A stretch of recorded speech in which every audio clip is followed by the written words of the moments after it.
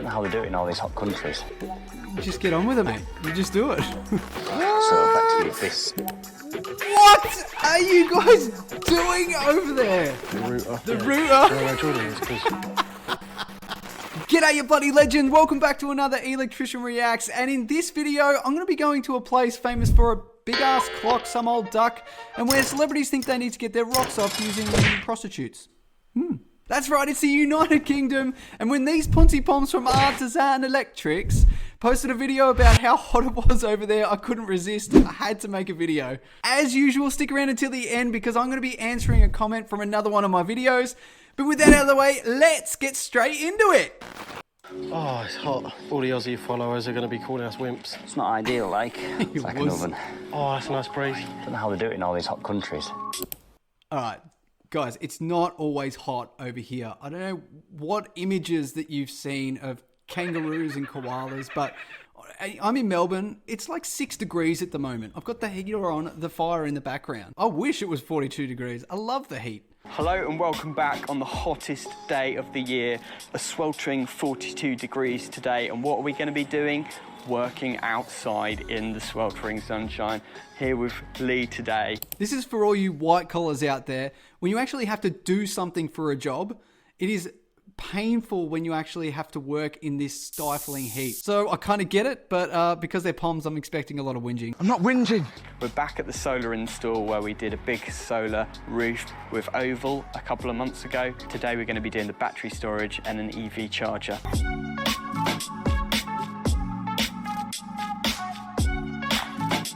I don't know who these guys video editor are, So but last they're time pretty we were cool. here, we did a big solar panel install on the roof, but we couldn't do the battery because the battery hadn't arrived yet. Got a solar edge battery that's going to be going in today, and also an EV charger over in the garage, which is a heck of a long way. Chargers. So potential cable route is consumer units here, up into the loft, because you want to be working in a loft when it's 42 degrees, right?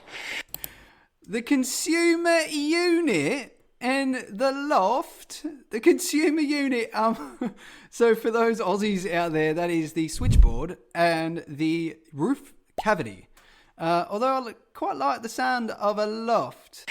Through the loft to the other side of the house, down along the fence into the garage. It's a long cable run, so it's going to be fun. Hence why we've got Lee and Ruben here to help Sam, because he won't be able to do all of this on his own. So this is a classic problem that we face. The garage is detached from the house. This is a fairly new build. It was only done 5 years ago, but as always with new builds, they like to do them as cheaply as possible, so they didn't run any heavy power out to the garage. All there is a double socket and a couple of lights. So that means we've got to get a cable from this remote garage all the way back to the consumer unit, which is on the... Some things never change. It doesn't matter what country you're in, and we get this over in Australia a lot as well. But what we usually do is we end up having a combined circuit, so power and lighting on the one cable. There's usually enough for that. I'm assuming he needs some heavy power for the EV charging station, so obviously it's not going to be enough just to combine that socket circuit as well. The opposite side of the house, but we're up for the challenge. Here we go, all right? How's it going? See that loft up there? Yeah. That's your home for the day? That looks good. I remember this as an apprentice. You get to somewhere and you just can't say no. I mean, the thought of getting into a loft at 42 degrees is just a nightmare. Your worst nightmare! Ruben, mate, I've been there, but suffering your jocks, mate.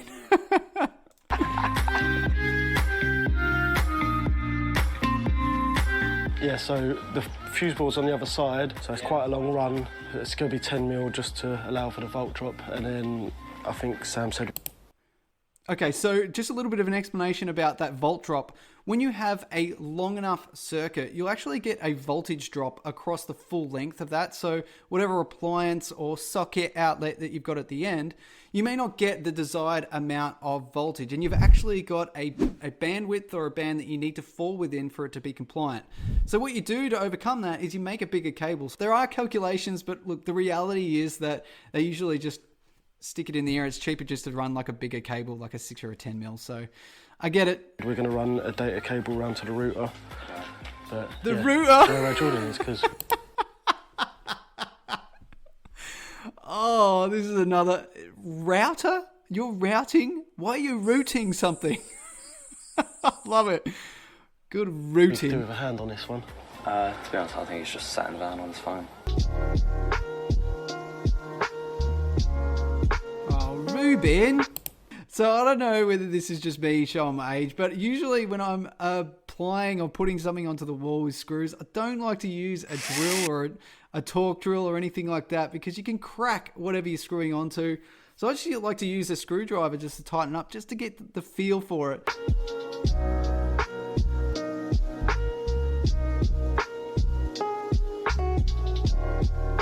So with this earth system, we've got basically a linked neutral and earth. See this contactor here? Yeah. You've actually got the earth going through the contactor as well.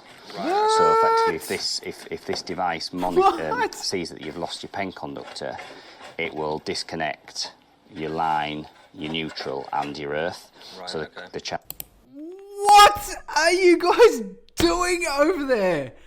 Have you guys been slipping some mushrooms in your cups of tea? Big up the herbal tea, aye? That is ridiculous. I mean, in Australia, it explicitly says in our standards, you are not to switch the protective earth. Ever. Oh, I've got to figure out what you guys are doing. All right, I found this video by another UK YouTuber called eFix. I've seen these guys around. And they've got a doctor in their house. I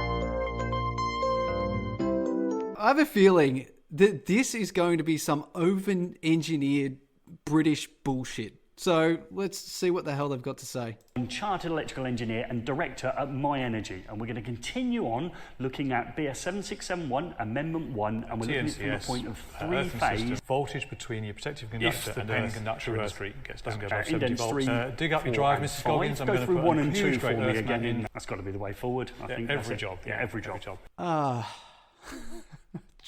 Trust the bombs to overcomplicate something. All right, how do I simplify this? Okay. In the UK, you've got an earthing system called TNCS. And actually in Australia, we have a very similar system. In fact, we call it a TNCS system, except for one key difference, and that's how we join our earth and our neutral. So in Australia, we have something called an MEN link, and we put it in our switchboard or consumer unit. Now, in the UK, you've actually got this weird Y sort of thing that comes out into your meter panel. And that is you separating your neutral screen, your combined cable, into the separate neutral and active. And then what you also do is you join your main earth to that neutral that comes out. Australia, we actually have a separate earth that actually physically goes into the ground. Now, there is the possibility of a fault because if the main earth and neutral within, or the pen within our installation out on the street actually breaks, you've got the instance where you could have live conductive parts that won't be protected by any RCDs or safety switches. So instead of saying, let's simplify this, let's look around the world to people that may have better systems. You've put like a complicated technical piece of equipment onto an EV charging station that possibly has the ability to fail in the future. I just don't understand it. I just think this is a really, really overcomplicated piece of engineering for something that could be really easily implemented like an earth rod in the ground. Anyway, if you think I'm wrong, put it in the comments. But seriously, guys, what are you doing over there?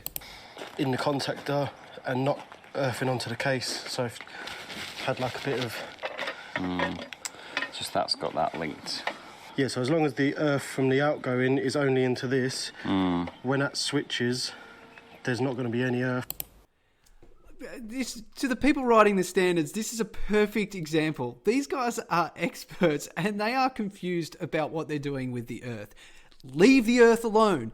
Just connect it and you're done. What are you doing? To the charger. To the charger. Yeah, no, I was thinking more of the casing of it. On the outgoing Like you side, say, we'll heat shrink it or do Still something going. to isolate the armourings. We can always earth the armouring from the charger's earth that side, but then as long as it's heat shrink this side, then when it disconnects, the whole cable This is disconnects. ridiculous. Yeah, so 3 hours later. what you find is you go up into lofts Yeah. What? Look at how much room he's got. Some of these new builds, you can see that they've actually got like this pitch that is super, super low, and you've got no room to get around whatsoever. That is amazing, man. He's almost standing up. Definitely warmed up in here. I made the mistake of saying it wasn't too hot when I've just been up there. Yeah. It's like an oven. Right, let's go armoured cable hunting. So yeah, we're looking for this armoured cable, which we're going to run from one side of the house through the loft, drop it down the other side of the house. Just means we haven't got to clip it all around the outside of the house, and it looks a lot better.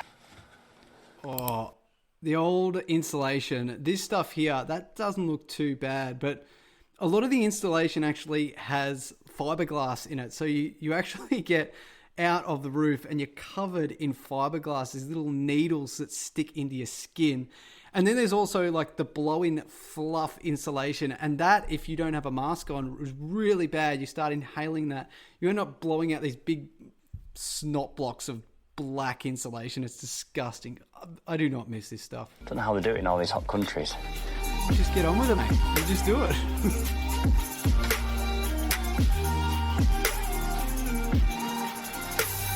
Out there. Here's... he's just had that on hammer instead of like the drill hammer.